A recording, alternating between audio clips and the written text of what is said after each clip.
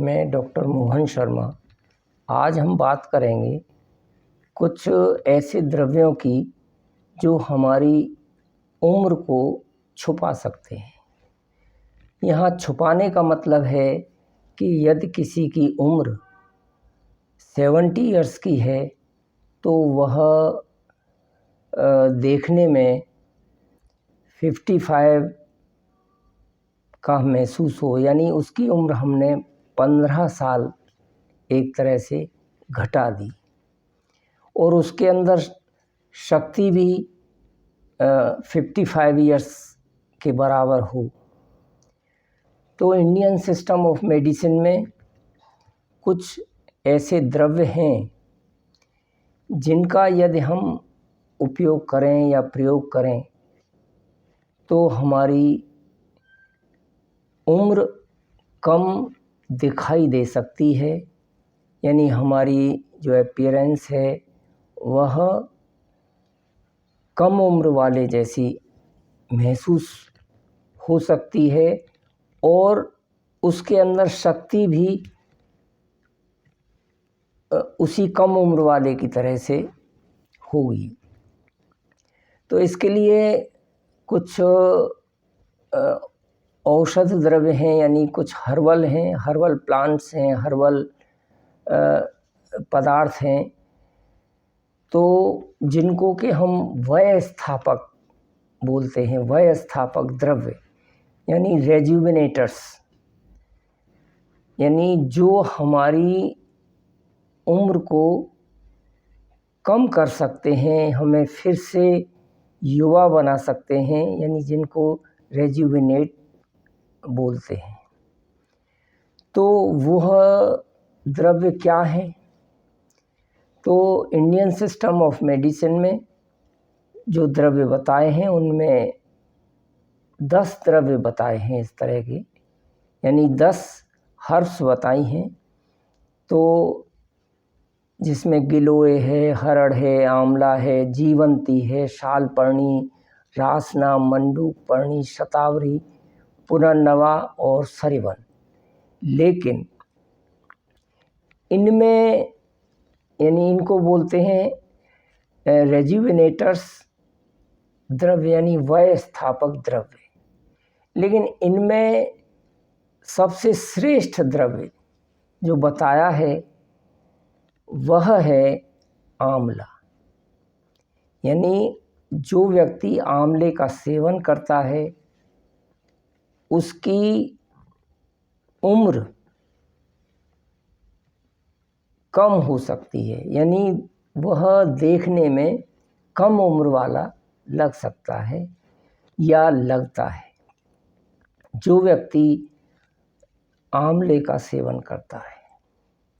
वैसे तो द्रव्य ये लगभग मैंने अभी जो द्रव्य बताए हैं वो 10 द्रव्य हैं, लेकिन इन सभी द्रव्यों में जो श्रेष्ठ द्रव्य बताया है, जो सबसे अच्छा द्रव्य है वह है आंवला। तो इसको इंडियन सिस्टम ऑफ मेडिसिन में यानी आयुर्वेद में इसको आंवल की भी बोलते हैं। तो यह आंवला यानी वृद्धावस्था न आने देने में सर्वोत्तम है। यह महर्षियों ने बताया है कि यह उम्र को यानी हमें अगर हम इसका सेवन करते हैं तो हमको जल्दी बुढ़ापा नहीं आता है। यह शीतल होता है, यानी शीत है। इसमें जो रस होते हैं वह जैसे ज़्यादातर जो पूरे रस माने जाते हैं वो 6 रस होते हैं: मधुर, अम्ल, लवण, कटु, तिक्त और कषाय, यानी मीठा, खट्टा, नमकीन, चरपरा और कड़वा। इस तरह से यह और कषाय, इस तरह से ये 6 रस होते हैं। इसके अंदर आंवले के अंदर एक लवण रस को छोड़ करके, यानी लवण मतलब नमकीन रस को छोड़ करके इसमें 5 रस मौजूद होते हैं। यह विटामिन सी से भरपूर होता है, यानी इसके अंदर विटामिन सी बहुतायत मात्रा में होती है। इसमें कैल्शियम होता है, इसके अंदर आयरन होता है और यह कफ और वायु का शमन करता है। यानी जो लोग कफ रोग से पीड़ित रहते हैं उसके लेने के तरीके अलग अलग होते हैं। जैसे कफ वाले को किस तरह से लेना है, वायु वाले को किस तरह से इसको लेना है। तो कफ और वायु से जो यानी कफ और वायु के जो रोग होते हैं, जैसे कफ के 20 रोग होते हैं और वायु के 80 रोग होते हैं, तो उन रोगों से ये हमें होने से बचाता है और उन रोगों में लाभकारी होता है। यह कंठ मतलब गले के लिए इसको श्रेष्ठ माना है। आँखों के लिए इसको बहुत अच्छा माना है। जो इसका सेवन करता है उसके नेत्र ज्योति बहुत अच्छी रहती है, अच्छी बनी हुई रहती है। यह हृदय के लिए बहुत अच्छा है। यह यानी हृदय के लिए क्या किस तरह से अच्छा है कि ये कोलेस्ट्रॉल, ट्राइग्लिसराइड, इन सब को यह नियंत्रित रखता है। मीन्स उनको बहुत ज़्यादा बनने से रोकता है और हमारी जो ब्लड का फ्लो होता है उसको भी ये बहुत अच्छा रखता है। तो इस तरह से ये हार्ट के लिए बहुत अच्छा माना जाता है। फिर है यह दीपन है। दीपन मीन्स यह भूख लगाने वाला है। यानी जिसको भोजन में रुचि नहीं होती है, जिसको भोजन करने की इच्छा नहीं होती है, तो इसके सेवन करने वाले को मीन्स इसको अचार के रूप में इसको उबाल करके फिर इसमें सौंफ, काली मिर्च, सेंधा नमक वगैरह डाल करके इसको बना करके रख दें और भोजन के साथ यदि हम इसको खाएं तो हमें भोजन करने में रुचि आती है और हमारे भोजन का पाचन भी बहुत अच्छा होता है। यह अनुलोमन करता है। अनुलोमन मीन्स कि हमारे जो पेट के अंदर जो वायु होती है उस वायु को ये अधोमार्ग से बाहर निकालता है। अब यह स्किन के लिए बहुत अच्छा है, बालों के लिए भी ये बहुत अच्छा है। इसको सुपर फूड बोला है। यानी इसमें इस तरह के गुण हैं कि इसको सुपर फूड की गिनती में गिना है। इसके अंदर यानी जिन लोगों को कॉन्स्टिपेशन रहता है, मीन्स जिन्हें विबंध रहता है, जिसको विबंध कहते हैं, मीन्स जिन्हें मल त्याग करने में परेशानी होती है, जिनका स्टूल हार्ड आता है, तो इसके सेवन से उन्हें उनका मल आसानी से बाहर आ जाता है। यानी इसको सर कहा है। सर मीन्स ये सरकाने वाला, यानी ये इंटेस्टाइनल मूवमेंट को यह सही रखता है। अब इसको लेने की बात आती है कि इसको किस तरह से लिया जाता है। तो यदि इसका वैसे तो इसको लेने के कई तरीके हैं। जैसे इसको यानी अचार के रूप में ले सकते हैं। इसको उबाल करके नमक, सेंधा नमक और काली मिर्च वगैरह डाल करके उस तरह से इसको लिया जा सकता है। इसको मुरब्बे के रूप में लिया जा सकता है। इसको कुछ लोग आजकल इसकी आमले की कैंडी वगैरह आती हैं उनको भी उस तरह से भी लेते हैं। लेकिन अगर कुछ लोग जैसे क्या होता है कि डायबिटीज़ से पीड़ित होते हैं तो वो मीठा नहीं खाना चाहते, तो उनके लिए जैसे मुरब्बा भी अगर किसी ने डाला है तो वो उस मुरब्बे को अच्छी तरह से पानी से धो करके उसको खा सकता है, मीन्स उसकी शुगर को निकाल करके उसका सेवन किया जा सकता है। दूसरा यह है कि इसका चूर्ण बना लिया जाता है और मार्केट में इसका चूर्ण मिलता भी है, तो लगभग आधा चम्मच से 1 चम्मच तक इसकी मात्रा ली जाती है, यानी 3 से 6 ग्राम या 5 ग्राम। इसको प्रातः यानी सुबह खाली पेट भी लिया जा सकता है, खाने के बाद भी लिया जा सकता है। अब कुछ लोग ऐसा बोलते हैं कि भाई हमें इसको रस के रूप में भी लिया जा सकता है, यानी इसको कूट करके या मिक्सी में इसको चला करके इसको काट करके आंवले को और मिक्सी में डाल करके रस इसका बना करके फिर इसका रस निचोड़ करके यानी 5 से 10 ml तक इसका रस लिया जा सकता है। लेकिन कुछ लोग ये कहते हैं कि भाई हमें इस रस से सर्दी महसूस होती है, सर्दी मीन्स इनको कफ एंड कोल्ड का दिक्कत रहती है, तो वो लोग इसके पाउडर को लेकर के और रात को पानी में भिगो दें और सुबह उस पानी को उबाल करके गरम करके उसको छान करके पी लें, तो वो भी इसके लेने का तरीका है। और जिन्हें सर्दी जुकाम वगैरह नहीं रहता है वो इसको यानी शहद मिला करके भी ले सकते हैं। इस आंवले के रस निकाला, उसमें शहद जैसे 1 चम्मच आंवले का रस 1 चम्मच शहद मिलाया और उसको हमने पी लिया।